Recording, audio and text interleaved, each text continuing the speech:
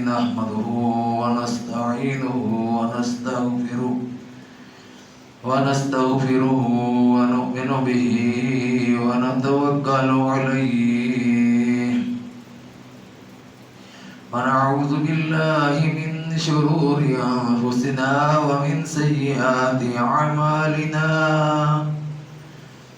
من يهده الله فلا مضل له ومن يضلله فلا هادي له ونشهد أن لا إله إلا الله وحده لا شريك له ونشهد أن سيدنا وسندنا وشفيعنا وحبيبنا ومولانا محمدا عبده ورسوله صلى الله عليه وعلى آله وأصحابه وسلم تسليما كثيرا كثيرا أما بعد فأعوذ بالله من الشيطان الرجيم بسم الله الرحمن الرحيم ولا تقولوا لمن يقتل في سبيل الله أموات بل أحياء ولكن لا تشعرون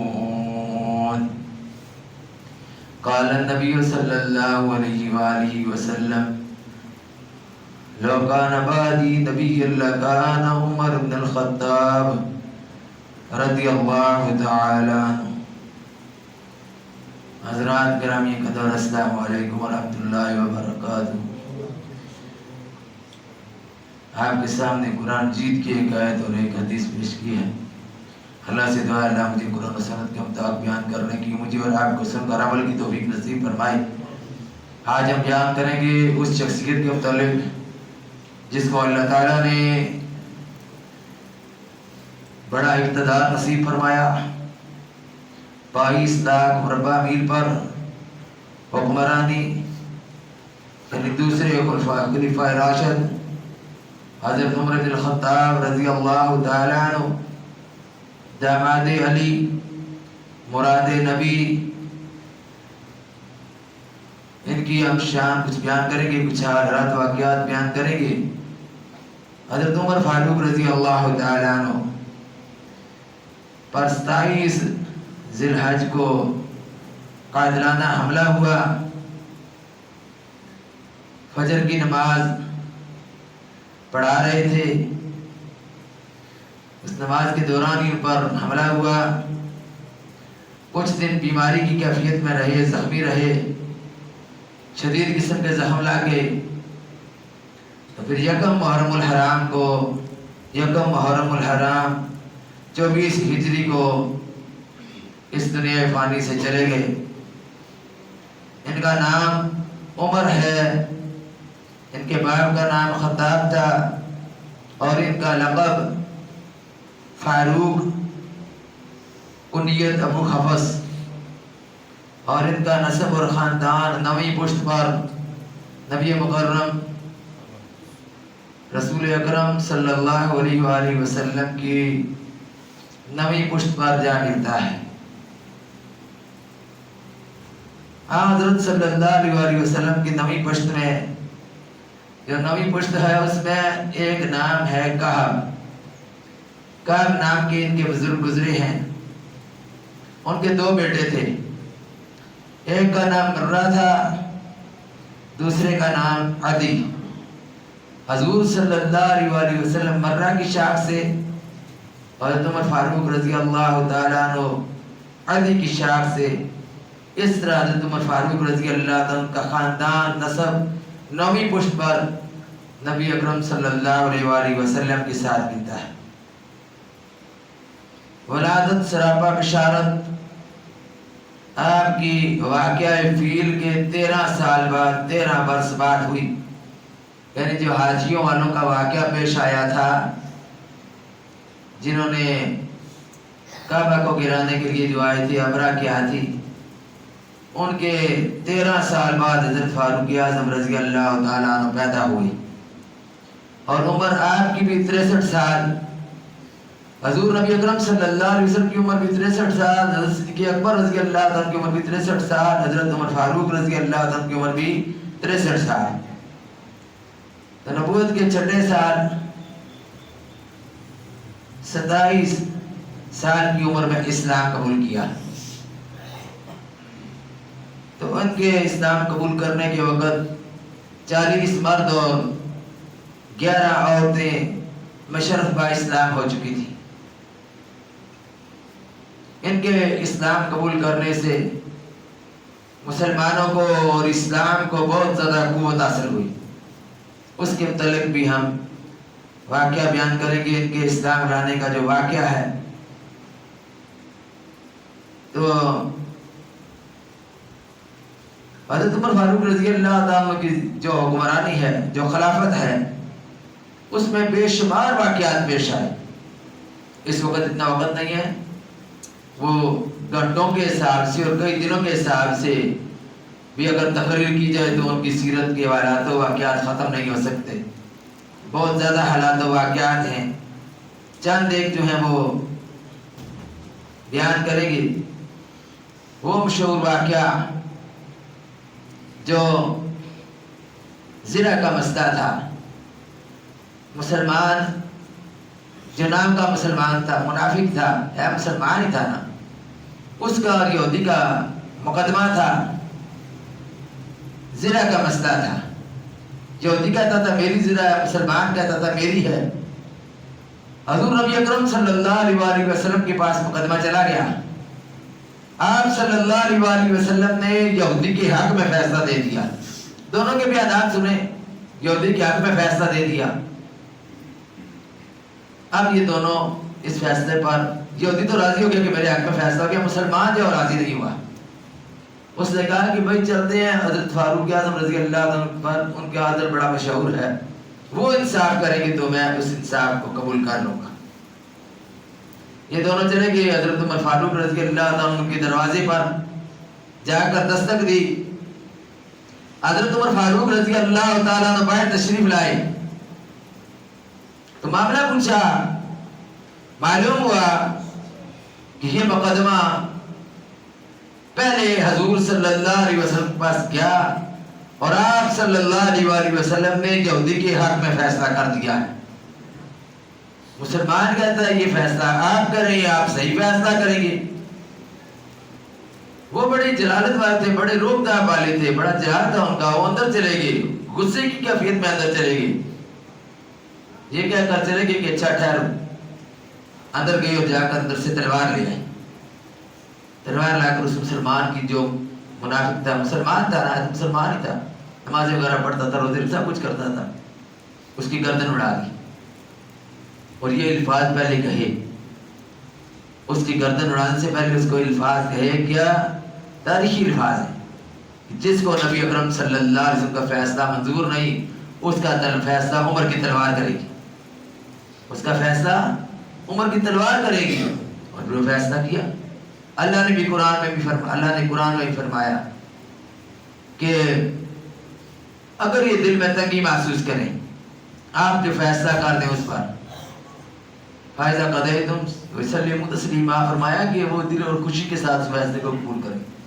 جو فیصلہ نبی کرم صلی اللہ علیہ وسلم فیصلہ کر دیں اس کو خوشی بخوشی قبول کرنا چاہیے، لیکن دل میں تنگی بھی محسوس نہیں کرنی چاہیے. تو انہوں نے تو اس فیصلے کو قبول ہی نہیں کیا. فرمایا فلا وربک لا یؤمنون، تیرے رب کی قسم یہ ہرگز مومن نہیں ہو سکتے. حتی یحکموک فیما شجر بینہم، جس وقت تک آپ کو اپنے فیصلوں کا، اپنے فیصلے کرانے کا نہ سمجھ لیں کہ آپ بھی ان کے فیصلے کرنے والے ہیں. ثم لا یجدوا فی انفسہم، پھر دل میں کوئی تنگی بھی نہ محسوس کریں جو فیصلہ آپ کرتے ہیں اس کے بارے میں. ثم لا یجدوا فی حرجا مما قضیت ویسلموا تسلیما، اور اس کو خوشی بخوشی قبول کر لیں.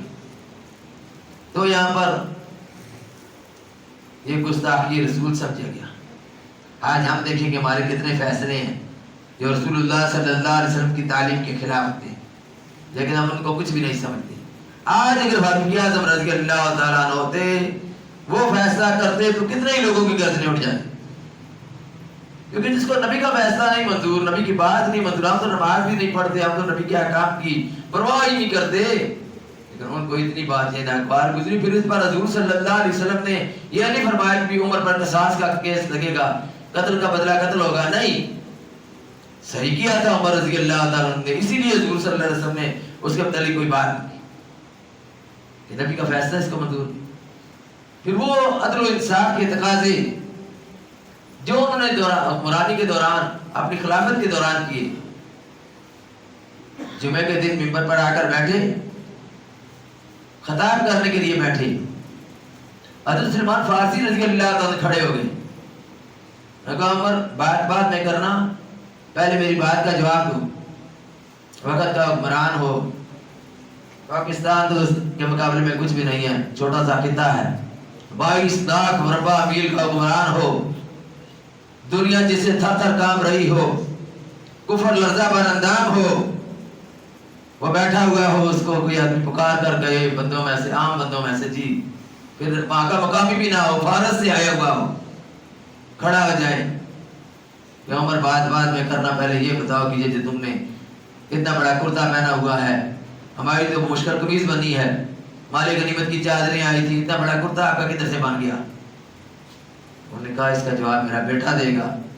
تو حضرت عبداللہ ابن عمر رضی اللہ تعالیٰ پھر کھڑے ہوئے، انہوں نے فرمایا اصل بات یہ ہے کہ مجھے بھی چادر ملی تھی مال غنیمت سے، والد صاحب کو بھی ملی تھی، میں نے اپنے حصے کی چادر والد صاحب کو دے دی ہے تاکہ ان کا آسانی کے ساتھ کرتا بن جائے۔ تو اس پر پھر وہ بیٹھ گئے۔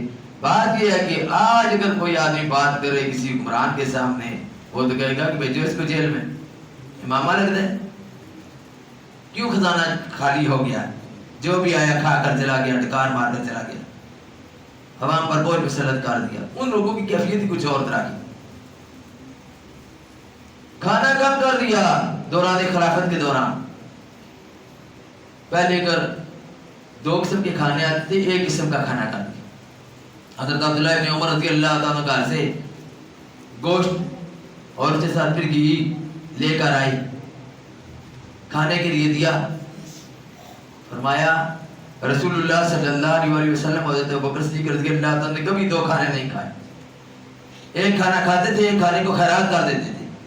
تم کیوں 2 کھانے لے کر آئے؟ یہ 2 کھانے، گھی بھی لے آئے اور گوشت بھی لے آئے۔ وہ تو اتنی احتیاط کرنے والے حکمران تھے، سب کچھ موجود تھا، مال غنیمت کا مال بھی موجود تھا، کسی سے قرض دینے والے نہیں تھے، گداگر اور ممتے نہیں تھے۔ آج کے قرآن کا موازنہ آپ کریں، مسلمان ہے نا، قیامت کے دن اللہ پوچھے گا صحیح، اللہ کھڑا کر دے گا عمر بن خطاب رضی اللہ عنہ کو، یہ تم جیسا گوشت پوست کا انسان نہیں تھا، یہ اگر اپنے جسم سے اپنی خوراک کم کر کے اپنے آپ کو کمزور کر سکتا ہے، کمزوری کے باعث بہت لاغر ہو گئے تھے، اور 63 سال کی عمر میں بہت زیادہ عمر کے نظر آنے لگے، اور 63 سال کی عمر میں وفات ان کی ہوگی، کیونکہ کھانا پینا انہوں نے کم کر دیا عوام کی وجہ سے۔ جب قحط پڑا تو قحط کے وقت انہوں نے اور زیادہ اپنا بالکل ختم ہونے کے برابر کر دیا، اور کم کھانے کی وجہ سے رنگ ان کا بادامی تھا، بادامی رنگ کا تھا جسم ان کا، لیکن اس کے بعد کالے رنگ کا جسم کا ہو گیا، کم خوراک کھانے کی وجہ سے کمزوری ہو گئی، بیمار ہوئے، بیماری کے لیے شہد کی ضرورت پیش آئی، لوگوں نے کہا کہ بیماری کے لیے آپ شہد استعمال کر سکتے ہیں، شہد استعمال کریں، اور کہا آپ چند لوگ کہہ رہی ہو یا سارے لوگ یہ کہہ رہے ہیں؟ جب سب لوگوں نے جو وہاں پر موجود تھے، اہل شورا جو موجود تھے، انہوں نے مشورہ دیا کہ ٹھیک ہے آپ شہد لے سکتے ہیں اور استعمال کر سکتے ہیں اپنے علاج کے لیے، پھر شہد لیگر استعمال کیا۔ یہاں پر نہ کوئی پوچھنے والا ہے نہ کوئی بتانے والا ہے، یہاں پر ہمارا یعنی انداز حکمرانی عمر فاروق رضی اللہ تعالیٰ جو کامیاب ترین انداز حکمرانی، یہی بات لال نہرو نے کہی تھی جب انڈیا آزاد ہوا تھا، پہلے کیبنٹ کے اجلاس میں اس نے یہ بات کہی، اس نے کہا اگر چاہتے ہو کہ کامیاب طریقے سے حکمرانی کرو تو ابوبکر صدیق اور عمر فاروق کا طریقہ اختیار کرو۔ کافر کہہ رہے ہیں، آج بھی لوگ کہتے ہیں جو کہ میں وہ کہتے ہیں کہ وہاں پر عمر لا کے نام سے کچھ قوانین ہیں، حضرت عمر رضی اللہ عنہ کے طریقے کار پر مسلمان ہیں ہمیں اسلام کا قانون اچھا لگتا ہی نہیں ہے۔ حضرت عمر فاروق رضی اللہ عنہ کا طریقہ ہے جو وہ دیتے ہیں نا بچوں کو وظیفہ، ہمارے کہتے ہیں وہ جی بچیاں وظیفہ، بچے پیدا ہوں تو وظیفہ لا دیتے ہیں، انہوں نے ہمارا قانون لیا ہوا ہے۔ فاروق اعظم رضی اللہ عنہ رات کو گشت کر رہے تھے، गश्त करते करते घर से रोने की आवाज आई, बच्चा रो रहा था, दरवाजा खटखटाया। अब मीडिया भी नहीं है, अब तो मीडिया सोशल मीडिया पर इतनी बातें आ जाती हैं कि हुक्मरानों को पूछने से किसी की जरूरत ही नहीं रहती कि कौन सी बात पूछे कौन सी ना पूछे। साफी बेशुमार हैं, टीवी बेशुमार हैं जो उनको इतला देने वाले हैं। अवाम के अपने पास सोशल मीडिया है, इनके सब इतलाएं तक पहुंचती हैं। फलां जगह खुदकुशी हुई है, फलां जगह बंदा भूख से मर गया है, भूख से लोग मर रहे हैं, लेकिन कोई परवाह नहीं। हज़रत फारूक आज़म रज़ी अल्लाह अन्हु खुद जाकर गश्त करते थे, दिन के वक्त भी रात के वक्त भी, अवाम के साथ। कोई अटो बच्चों का पहरा नहीं, अकेले जाते हैं। दरवाजा उनको खटखटा रहे हैं, मालूम किया क्या बात है, बच्चा क्यों रो रहा है। वही इन्होंने किया, फिर क्या रोंदा ते प्यार होवे नमाज में करा लो किसी दा, असा नु किया घर ले जाने ते बच्चा जाने।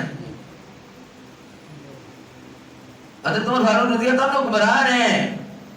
दरवाजा खटखटा कर मालूम किया, पता चला कि बच्चे का दूध माँ ने इसलिए चढ़ाया है, इस लालच में चढ़ाया है कि बच्चे को वजीफा ताकि मिले, बच्चे का वजीफा आपको मिल जाए। जब ये बात मालूम हुई तो दूसरे दिन ही ऐलान कर दिया कि जो बच्चा भी पैदा होगा उसका पैदा होते ही वजीफा उसको दिया जाए। दूध की बात रहा कि दूध जब चढ़ाया जाएगा 2.5 साल के बाद उसको वजीफा देंगे, नहीं, उनका जब भी पैदा होगा उसी वक्त उसको वजीफा दिया जाएगा। आपके हुक्मरान इस तरह कर रहे हैं, जो भी आया इनके अपने बच्चे हैं, उनके पेट नहीं भरते, इनके अपने पेट नहीं भरते। फिर देखो फारूक आज़म रज़ी अल्लाह ताला अन्हु वो हुक्मरान बने तो उनका रंग काला हो गया भूख और इफ्लास की वजह से। ये सुरख टमाटरों की तरह हो जाते हैं जब इनको हुकूमतें मिलती हैं, इनके अंदर जान आ जाती है।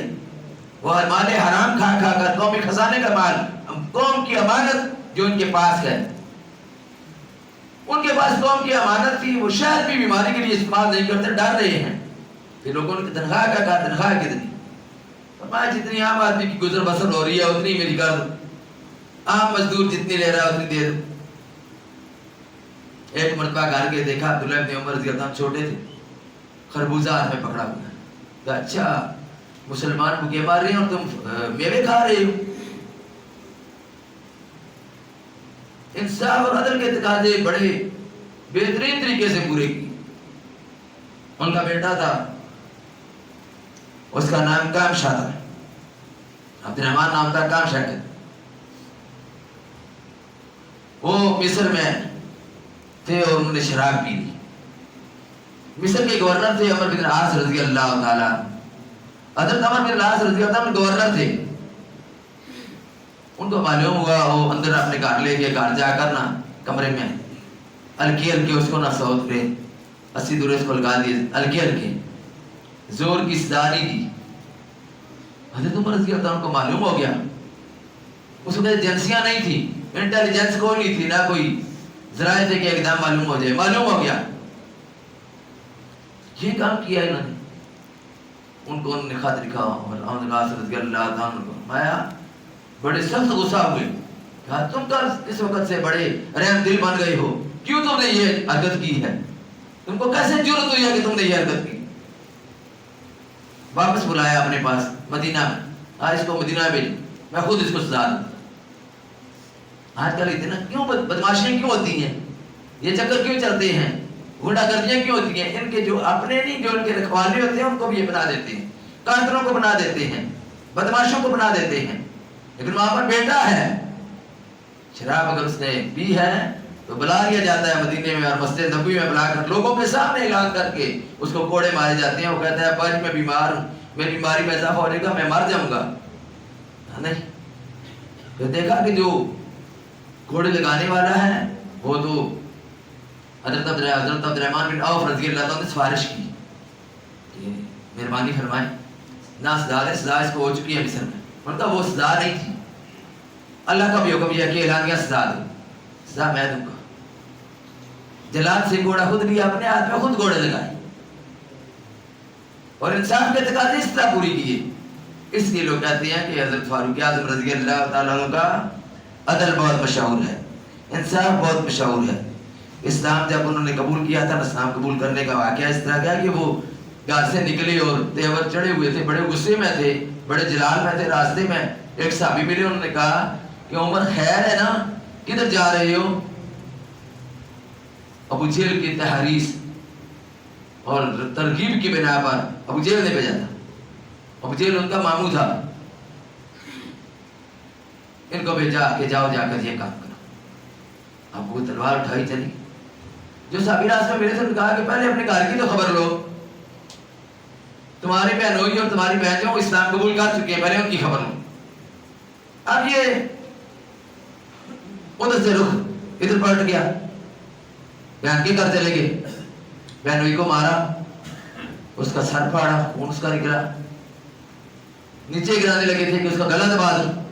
بیچ میں بہن آ گئی. اس نے کہا بھائی جان آپ کو کیا مسئلہ ہے؟ اس نے کہا کہ تم نے اسلام قبول کیا. بھائی ہم نے اسلام قبول کر لیا. آپ کر لیں جو کچھ کرنا ہے، آپ نے جو کچھ کرنا ہے کر لیں، ہم نے اسلام قبول کر لیا ہے. مگر کیوں کیا ہے، کیا وجہ؟ انہوں نے کہا کہ ہم نے اللہ کا کلام سنا ہے. انہوں نے کہا کہ میں جب آیا تھا آواز آ رہی تھی تو کچھ پڑھ رہی تھی، تو کیا تھا؟ انہوں نے کہا کہ ناپاک لوگ اس کو ہاتھ نہیں لگا سکتے، آپ اس کو نہیں ہاتھ لگا سکتے. آپ کو میں بتا دیتی ہوں کہ کیا تھا. سورہ طٰہٰ کی ابتدائی آیات پڑھی، طٰہٰ ما انزلنا علیک القرآن لتشقیٰ سے پڑھی کچھ آیات. ان کا اثر ہوا. اسی وقت نبی پاک صلی اللہ علیہ وسلم کی مجلس میں جانے کے لیے دار ارقم چلی گئی. دار ارقم حضرت زید بن ارقم رضی اللہ عنہ کا گھر تھا. وہاں پر صحابہ کرام بیٹھے ہوئے تھے. حضرت حمزہ رضی اللہ عنہ نے کہا کہ آ رہا ہے جی عمر. صحابہ پریشان ہو گئے کہ عمر آ رہا ہے، تلوار ہے ہاتھ میں، تیور چڑھے ہوئے ہیں، کیا وجہ ہے؟ تو شہر نے بڑا اچھا اس کا نقشہ ویسے کھینچا ہے. اس نے کہا آن دے کول ساڈے آن دے. نبی پاک صلی اللہ علیہ وسلم فرما رہے ہیں آن دے کول ساڈے آن دے، عزت اسلام دینو واپس نہ جان دے. آن دے تسی پڑھنا آن دے کول ساڈے آن دے. بات پڑھو پتہ لگا عمر فاروق رضی اللہ عنہ کی شان کی ہے. کول ساڈے آن دے، عزت اسلام دینو واپس نہ جان دے. اگلی جو گل ہے، اگلی جو بات ہے، میرا نبی وہ کہہ رہا ہے کہ کعبہ وچ وڑ کے منگیاں دعاواں میں. حضور نے دعائیں مانگی تھی. عمر جو آئے ہیں دعائیں مانگی تھی. کعبہ وچ وڑ کے منگیاں دعاواں میں، پوریاں دعاواں ہویاں شکر مناواں میں، پوریاں دعاواں ہویاں شکر مناواں میں. اینو نہیں بلایا گیا، اسی نہیں بلایا اس نو، یہ خود آیا. اور آیا کس طرح؟ اللہ نے حکم نال آیا، کیونکہ اللہ اس نو بھیجیا ہی تھا. تو اس واسطے فرمایا کہ خوشی وچ نعرہ تکبیر لان دے، خوشی وچ نعرہ تکبیر لان دے. آن دے کول ساڈے آن دے کول ساڈے آن دے، عزت اسلام دینو واپس نہ جان دے. اتنا نعرہ چاہیے نا کہ نعرہ تکبیر صحابہ نے لگایا. جب صحابہ کرام دار ارقم پہنچے نا عمر رضی اللہ عنہ اسلام قبول کیا، نعرہ لگا. کیا نعرہ تھا؟ نعرہ تکبیر اور اللہ اکبر. یہ نعرہ صحابہ نے لگایا تھا. حضور کی سنت ہے، صحابہ کا نعرہ ہے. نعرہ تکبیر اللہ اکبر. یہ نعرہ جب لگایا، اب صحابہ کرام کو معلوم ہو گیا کہ یہ آئے کیوں ہے. نبی کریم صلی اللہ علیہ وسلم نے کہا کہ میرا نبی پوچھتا ہے عمر، میرا نبی پوچھتا ہے کہ عمر کیوں آئے. تو نال پتہ پھر لگا کہ آئے اسلام قبول کرن دے واسطے. تو آکھیا انہوں نے عمر رضی اللہ عنہ نے کیا آکھیا جس وقت تے پہنچ گئے؟ انہوں نے آکھیا جلے گئے نا آکھن لگے خوشی نعرہ لگایا جن کہ حاضری قبول کرو اپنے غلام دی. تو اس وقت انہوں نے خوشی نہ لگایا. تو حاضری قبول کرو اپنے غلام دی، حاضری قبول کرو اپنے غلام دی. معافیاں میں منگتا ہوں گزرے ایام دی، معافیاں میں منگتا ہوں گزرے ایام دی. ہن مینوں کافراں تو بدلا چکان دے، ہن مینوں کافراں تو بدلا چکان دے. آن دے کول ساڈے آن دے، عزت اسلام دینوں واپس نہ جان دے. میری تجویز رب دی جناب تو، میری تجویز رب دی جناب چوں. رب نے پسند کیتا ابن خطاب نو، رب نے پسند کیتا ابن خطاب نو. رب دی پسند نو گلے نال لان دے. نبی صلی اللہ علیہ وسلم آکھے رب دی پسند نو گلے نال لان دے. آن دے کول ساڈے آن دے، عزت اسلام دینو واپس نہ جان دے. نوریاں نو عرش تے محفلاں سجان دے. فرشتوں نے محفل سجانی. فرشتوں نے بھی خوشیاں منائی تھی کہ عمر نے اسلام قبول کر لیا ہے. نوریاں نو عرش تے محفلاں سجان دے آن دے کول ساڈے آن دے. جد عمر مسلمان ہویا تے اعلان کلمے دا اعلان کر دیتا. پہلے لوگ چھپ کر عبادت کرتے تھے. عمر رضی اللہ عنہ اسلام قبول کرنے کے بعد کب آ گئے؟ سرداران قریش کے سامنے اعلان کر دیا سچا اسلام ساڈا اچھا سچ نو چھپائیے کیوں؟ سچا اسلام ساڈا سچ نو چھپائیے کیوں؟ بتاں دے پجاریاں نو سینے نال لائیے کیوں؟ بتاں دے پجاریاں نو سینے نال لائیے کیوں؟ مکے دے نواباں دے غرور نو مٹان دے مکے دے نواباں دے غرور نو مٹان دے آن دے کول ساڈے آن دے. حضور صلی اللہ علیہ وسلم نے ان کے آنے کی بہت خوشی آپ صلی اللہ علیہ وسلم کو ہوئی تھی. حضور نے دعائیں مانگی تھی کہ یا اللہ یا عمر ابن خطاب یا عمر بن حشام. عمر بن حشام ہے ابو جہل کا نام ہے عمر بن حشام. تو یہ دعائیں کی تھی کہ ان دونوں میں سے ایک کے لیے اسلام کو قوت عطا فرما. اللہ تعالیٰ نے عمر فاروق رضی اللہ عنہ کو پسند کیا اور ان کے ذریعے اللہ تعالیٰ نے اسلام کو غلبہ نصیب فرمایا, اسلام کو قوت نصیب فرمائی. حضرت عمر فاروق رضی اللہ تعالیٰ عنہ کے بے شمار واقعات ہیں.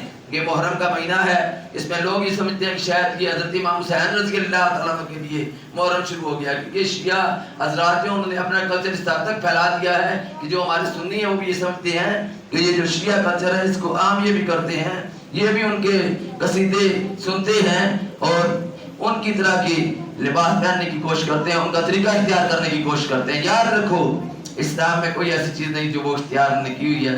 اسلام میں سوگ 3 دن ہے. حضور صلی اللہ علیہ وسلم نے 3 دن سوگ کا فرمایا. اس کے بعد شہادت جو ہے ایک عظیم فریضہ ہے. حضور صلی اللہ علیہ وسلم نے خود بھی شہادت کی دعا کی ہے کہ اے اللہ مجھے شہادت نصیب فرما. سماویہ 3 مرتبہ فرمایا یا رب تیرے راستے میں قتل کیا جاؤں پھر زندہ ہوں. سماویہ. تو یہ بڑا عظیم منصب ہے. حضرت فاروق اعظم رضی اللہ تعالیٰ نے دعا کی تھی اللہ سے اللہم ارزقنا شہادتا فی سبیلک, اے اللہ مجھے اپنے راستے میں شہادت نصیب فرما. تو وہ شہید کربلا کا بھی بڑا مقام ہے, انشاءاللہ ان کے متعلق آئندہ جو بیان کریں گے. لیکن یہ ذہن میں رکھنا چاہیے کہ بے شمار رسمیں ہیں جو اس مہینے رمضان کے مہینے سے محرم کے مہینے میں لوگ کرتے ہیں. بے شمار رسمیں ہیں, قبر پر مٹی ڈالنا, چاول تقسیم کرنا اور طرح طرح کی رسمیں اپنے پاس سے. روزہ رکھیں جو سنت عمل ہے. حضور صلی اللہ علیہ وسلم جب مکہ سے مدینہ گئے تو 10 محرم کا روزہ رکھا اور فرمایا کہ 10 سال اگر میں زندہ رہا تو میں 9 اور 10 کا روزہ رکھوں گا. یہ یہودیوں نے کہا تھا کہ ہم روزہ رکھتے ہیں 10 محرم کا کہ اس دن حضرت موسیٰ علیہ السلام کو نجات ملی تھی, بنی اسرائیل کو نجات ملی تھی فرعونیوں سے, ہم اس کے شکریہ میں روزہ رکھتے ہیں. حضور صلی اللہ علیہ وسلم فرمایا کہ ہم زیادہ حقدار ہیں, موسیٰ علیہ السلام اللہ کے نبی ہیں, میں بھی اللہ کا نبی ہوں. اس لیے آئندہ سال ہم 9 اور 10 کا روزہ رکھیں گے, یعنی ان کے ساتھ تاکہ ہماری مشابہت نہ ہو, یہودیوں کے ساتھ مشابہت نہ ہو. 9 اور 10 کا روزہ یہ حضور صلی اللہ علیہ وسلم کی سنت ہے. اگر کوئی آدمی کسی وجہ سے 9 کا نہیں رکھ سکتا اور 10 اور 11 کا رکھ لے, اس طرح کر کے روزہ رکھے گا 10 کے, اللہ تعالیٰ 1 سال کے پچھلے گناہ معاف کر دیں گے, اس کو اللہ تعالیٰ اجر ثواب نصیب فرمائیں گے. حضور صلی اللہ علیہ وسلم کی سنت پر عمل ہو جائے گا. لیکن اگر چاول کی دیگیں خالی کریں گے اور چاول تقسیم کریں گے اور یہ سمجھیں گے کہ یہی ہمارا مقصد ہے, تو یہ نہیں ہے. وہ یہ قتل حسین اصل میں برگ یزید ہے. اسلام زندہ ہوتا ہے کربلا کے بعد. یہ دیکھیں پکانے سے اسلام زندہ نہیں ہوتا. بیٹھ کے پجاریوں کو اور دوسرے لوگوں کو چاہیے کہ آپ بھی ان لوگوں کو بات ان سے کیا کریں, جب بات وہ بات کرنی چاہیے کہ بھئی اصل مسئلہ یہ ہے, سنت طریقہ یہ ہے کہ 9 اور 10 کو روزہ رکھا جائے. حضور صلی اللہ علیہ وسلم نے روزہ رکھنے کا کہا ہے اور ہم اعلیٰ لیدان سے کھانے پینے کا اہتمام کرتے ہیں. اس لیے مخصوص دن مقرر کرنے کھانے پینے کے لیے یہ کسی جگہ بھی نہیں ہے. بعض لوگ کا معاشی نظام بڑا زبردست ہوتا ہے, کھانے پینے کا ہی سارا چکر ہوتا ہے, ہر جگہ کھانے پینے کے پروگرامات ہوتے ہیں. اس لیے کوشش کرنی چاہیے کہ 9 اور 10 محرم کو بھی حضور صلی اللہ علیہ وسلم کی سنت کے مطابق اس کو گزارا جائے جس طرح آپ صلی اللہ علیہ وسلم نے اس کو گزارا ہے. اسلام نے جو تعلیمات دی ہیں ان میں یہ کوئی نہیں ہے کہ محرم میں شادی نہ کی جائے, محرم میں شادی کی جا سکتی ہے, کوئی ایسا مسئلہ نہیں ہے. سلف صالحین سے یہ ساری چیزیں ثابت ہیں. ابھی وقت نہیں ہمارے پاس کہ ہم اس پر مزید گفتگو کر سکیں.